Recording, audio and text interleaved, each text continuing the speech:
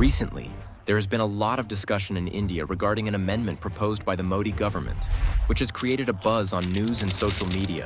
देश में जितना स्टेट वक्फ बोर्ड है, सब माफिया लोगों ने कब्जा कर लिया है. You may be wondering, what is this all about? The Waqf Bill 2024, which seeks to amend the 1995 Waqf Act, has been referred to a joint parliamentary committee. Imagine if you own a house or an ancestral property, a significant part of your family and life. Then, one day, you receive a notice declaring that this property is now a Waqf property. You would naturally be shocked and confused, wondering how a property you legally own could be classified this way.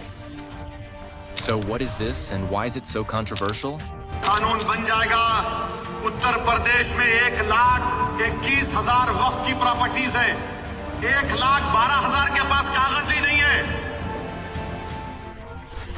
It's concerning to think of a system where your legally owned property can be taken over by an organization without your consent. Under the Act, this organization can declare any property as part of its religious trust, even if you have legal documents proving ownership. If they claim the land is theirs, it becomes theirs. And the most alarming part is that you can't take legal action against this.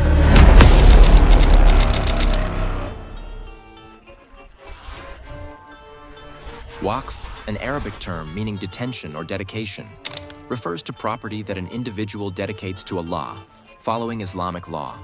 This property is then meant to be used only for religious or charitable purposes, such as supporting institutions like mosques, schools, or orphanages.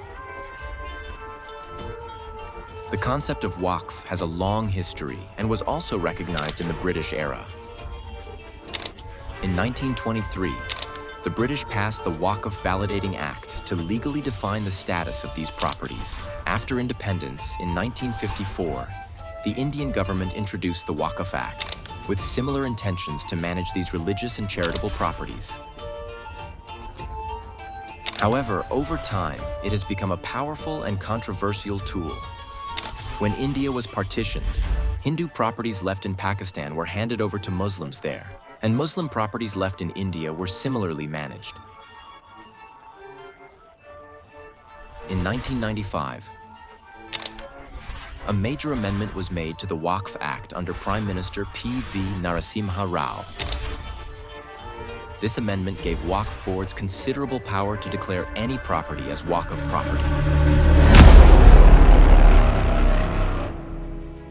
Here's how the Waqf Act works. When a property is declared as Waqf, it comes under the management of a state-level Waqf board. This board can declare any property as Waqf, even if the legal owner holds documentation.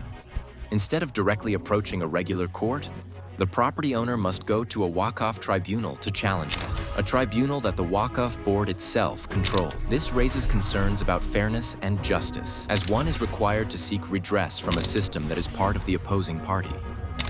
For instance, recently in Tamil Nadu, 6 villages were declared as Waqf properties, including a 1,500-year-old Hindu temple.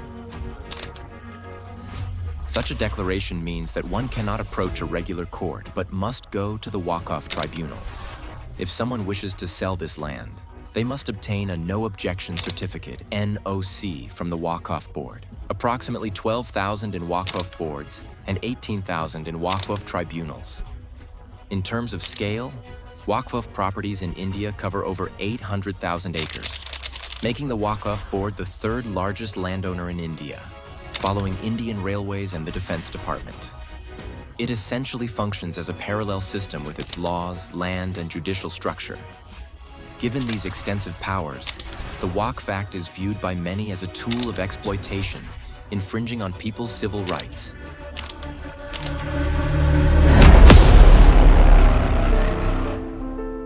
This has led to a growing demand to either reform or dissolve the Waqf Act to bring transparency and accountability into the system.